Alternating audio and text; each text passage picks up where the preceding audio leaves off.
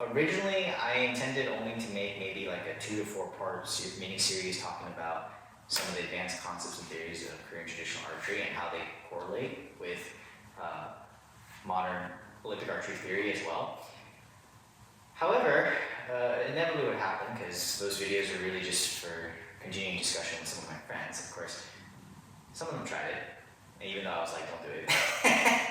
And kind of like, can you show me how to do it properly? And I was like, well, I don't really have my bows at the moment. I mean, I have the stretching band, and cool if I kind of demonstrate with this, I guess. And he was like, yeah, that's cool. So I was like, okay.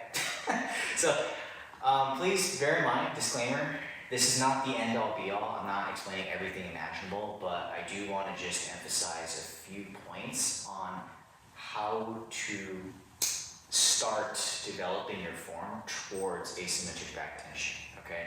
So it's best to find a qualified coach to help you with this kind of thing who is well versed in this. But in the absence of that, I would recommend to proceed with caution, but also hopefully, if you're not able to access a coach, maybe this little video might help my friend and anyone who happens to stumble upon it. So, to achieve asymmetric back tension, the most important thing to understand is a basic concept. Now, what I'm going to say sounds really obvious, okay? The more you pull back a bow, unless it's a compound bow, the harder it gets to pull.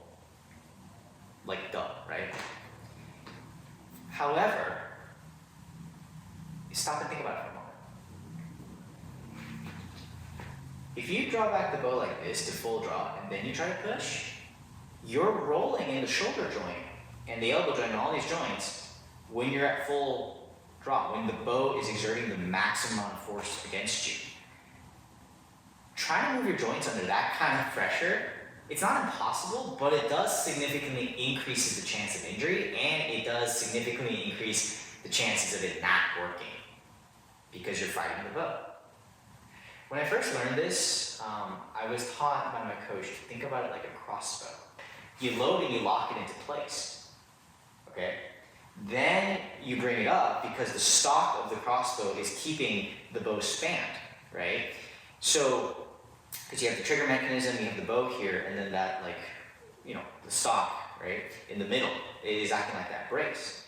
He says, in the same way, the brace structure here is like that brace of a crossbow, your hooking is like the trigger mechanism, and your bow grip is like the actual, like, clamping mechanism that holds the bow in place. So in that same fashion, you have to hit your alignment early before you even load or anchor in order to help you brace against that structure. But therein lies the secret. How do you get the alignment structure early if you want to use asymmetric back tension? Well, the secret is you more or less preset 90%, if possible or more, of your angles before you even lift the bow at the set position. So what we need to do is basically this. Stand with a straight posture so that there's balance between the front and the back here, right? And to do that, you have to compress your core just a little bit so you feel your center of gravity slightly in front of you. Your chest in a neutral position, right? There's going to be a little bit of curve up here just due to the natural, like, asymmetric curvature of the rib cage. That's fine, okay? So and keep everything nice and centered. From this position, right, what we're going to do is we're going to shift our bow arm shoulder blade forward in front of the midline of the rib cage. And then we're going to do the opposite on the draw side. We're going to shift our draw side shoulder blade closer into the spine, causing the shoulder to move behind the midline of the rib cage. Again, at the set position.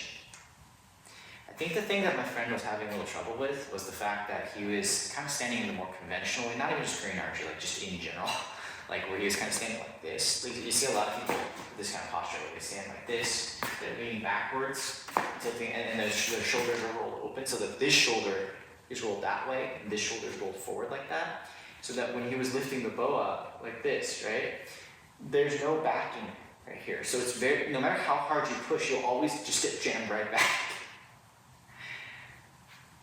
Instead, we want to do the reverse of that. We start by presetting like this. So that now, you see how this shoulder has the mass of my rib cage behind it to help, so I can use my entire body to push into the bow like that, rather than just the shoulder, okay? So when I mentioned the whole idea of pushing in regards to asymmetric back tension, I meant that as an entire body movement, not just like a shoulder push like this, but an entire body movement, okay? So that you're like leaning into the bow.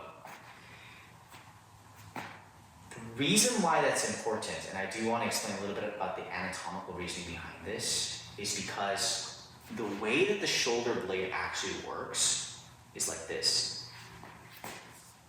The actual shoulder blade is here.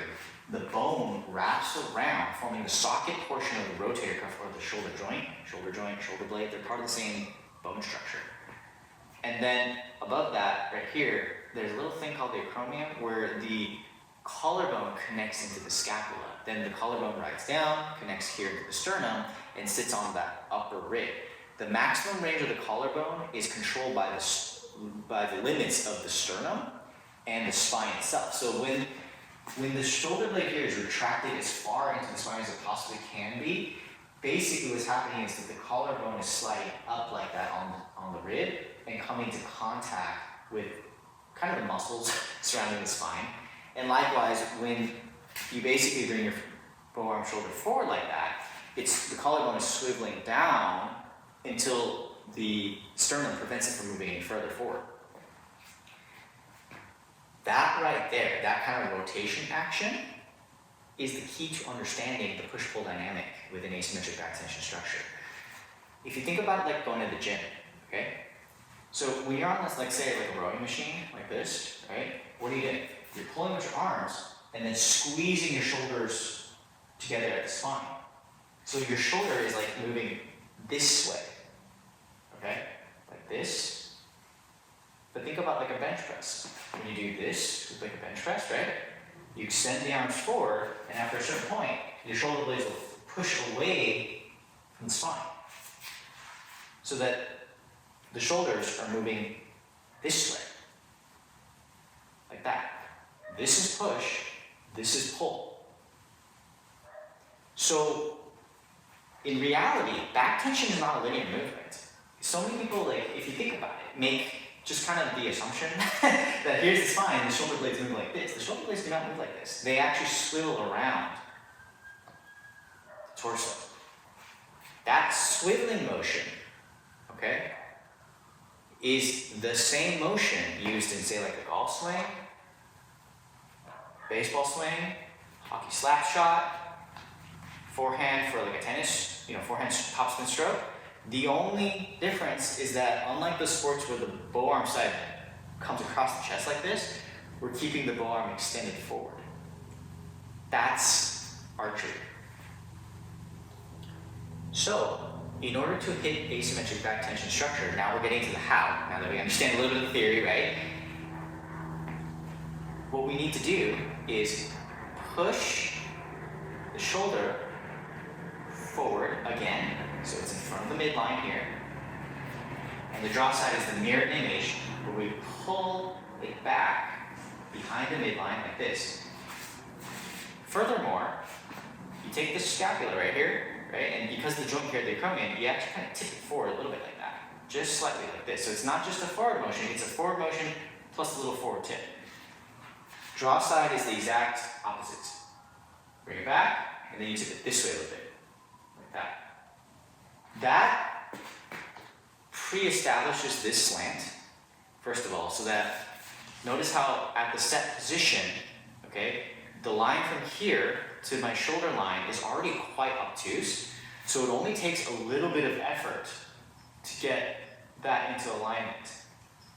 Whereas if I start like this, okay, like a more conventional Korean traditional archery style, for the target style that we see in the modern day, this angle here is so sharp that it takes a tremendous amount of rotation just to even try to get around, which is way more effort than it needs to be, and you'll have to contort yourself into a pretzel to even make that work, which is why we see a lot of people just kind of shoot like that. but that structure is not stable for the use of high poundage bows. Okay, so preset like this. The other important thing about presetting the shoulders that way is because, again, as I mentioned earlier, the connection point between the rib at the sternum is lower than the connection point up here at the spine. By bringing this forward and bringing this back, notice how it also drops the bottom shoulder. Like I don't have to intentionally dip. Like I don't have to do like this and like dip it down. Just by doing that, it swivels this down, just like a Dawson, right? When you're like this and come like that, it causes the slant to occur just by that swiveling action. So that's what we do. We preset that angle at the set position before we even lift the bow, because there's no tension on the bow that's being exerted on our body at the moment. So it's really easy to move our joints at that point safely without getting injured. Now the brace height will restrict how far you can rotate, okay? So there's going to still be some angle. That angle, right, in order to complete that angle, there's a few more things we have to keep in mind. The draw side forearm here has to either be in line or slightly behind line the arrow right from the beginning at the set position, even before we lift the bow. A lot of times, again, with KT archers or otherwise, see people start like this with the arm kind of like outside the elbow line. This creates an extra unnecessary step, because then what happens is that as you draw the bow back, there comes a certain point where your body is literally in the way of the arrow. So you have to get your body out of the way and then yank the shoulder back like that. But you're doing that when the poundage of the bow is nearly at its maximum, which again puts more strain on the shoulders.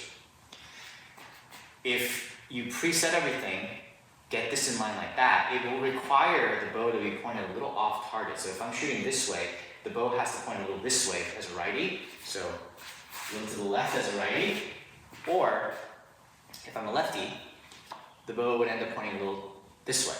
So a little to the right as a lefty. Like this, okay? Once we have that positioning, all you have to do from this point forward, because we already have this pre-engaged, is basically continue that swiveling motion like this and scoop the bow up and bring the hands up to maybe about where your eyes or forehead is. As you do that, notice how the draw hand literally just went up like that. it did not try to pull, because we started with it basically where the spine is. That entire movement was controlled by pushing. It was bring it up and push. See that? Push.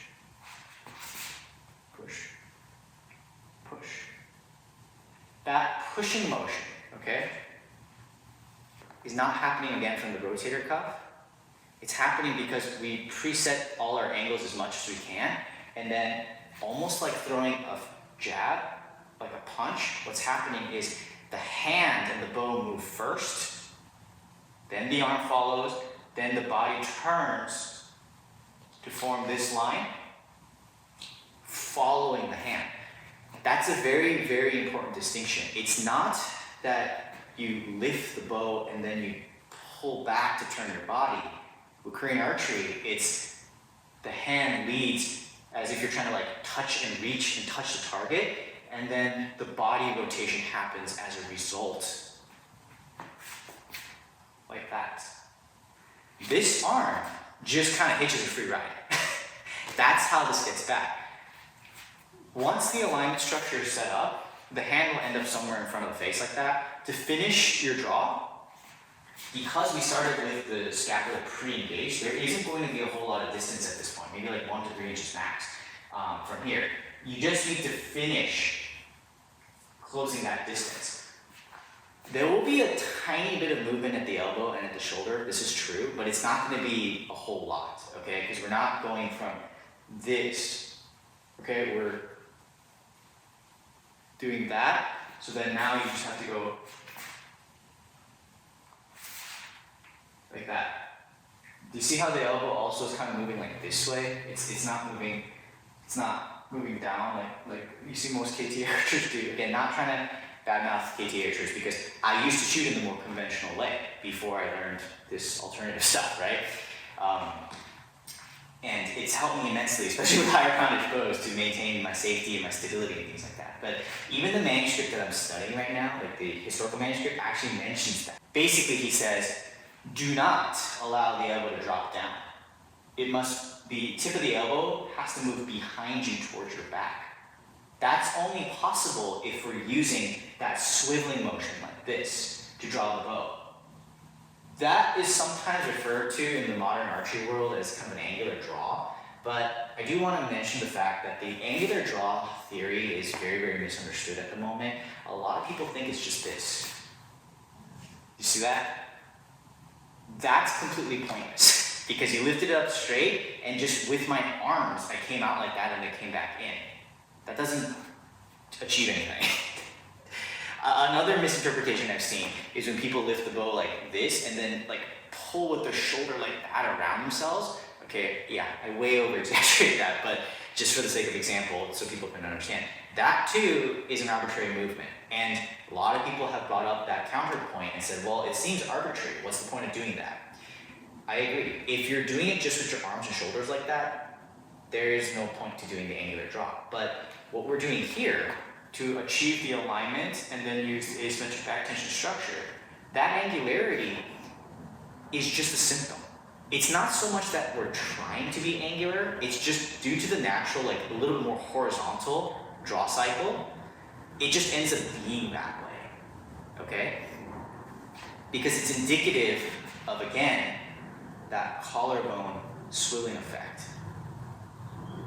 So that's something to understand, okay? That at the end of the day, what we're going for is like a rotational way of drawing, but that rotation is our shoulder blades moving right from the beginning. You know, I had a student one time who asked me, when should I start using back tension? I said, right from the beginning. You should never not be using back tension. You don't draw the bow back and then use back tension. Like you lift and then use back tension, or come to anchor and then use back tension. You preset your back tension here, and then you continue to use your shoulder blades to control the movement of the bow. Okay? I like using the bent arm variant, so I start like this, and then I come like that.